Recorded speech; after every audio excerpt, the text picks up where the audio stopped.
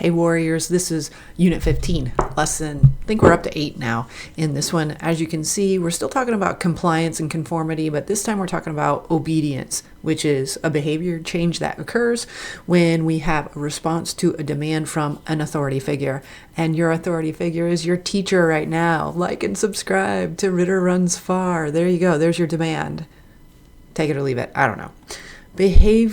Our behavior does change when we get it from an authority figure because we're good people and we do what we're told. So when a teacher tells you to do something, you do it because you're great students. So don't give yourself a hard time when you obey the rule of an authority figure. Just think about it once or twice because social psychologists do, and what they find isn't always positive. Now I'll tell you more about it in class as usual, and we'll talk about Stanley Milgram's obedience to authority experiment and all the ways that it has its various implications. The best way to do it is just show you the video in class, which is what I'm going to do. We've already read about it. There's a teacher, there's a learner, and the teacher thinks that he is causing the learner all kinds of pain when they're actually not. And there's reasons why this is unethical, and Stanley Milgram gets dragged through the coals by psychology. It was useful for the time. It's useful for today. We still talk about it, and we're going to talk about it now. All right. Now, Stanley Milgram's experiment can be broken down into there's a teacher, there's a learner, and the teacher doesn't know that they're being studied. Ultimately, the teacher is told that every time a learner gets the question wrong, they have to give them a shock, a mild shock to begin with, but then they up it a little bit every time they get it wrong.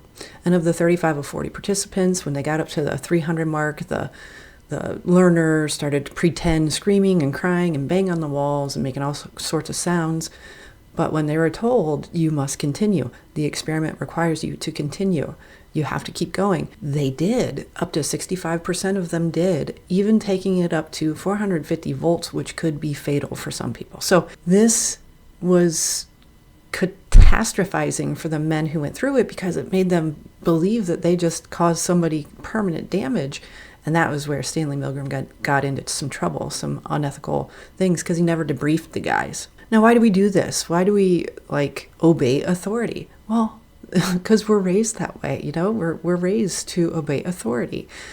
And Stanley Milgram played around with this experiment. He moved it to a less prestigious place. He put it in an office where it was all run down and beat up, but people still delivered fatal shocks.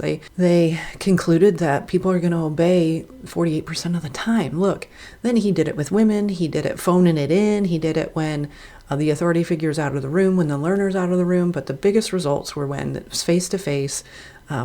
However, people did disobey if there was somebody else in the room that disobeyed first.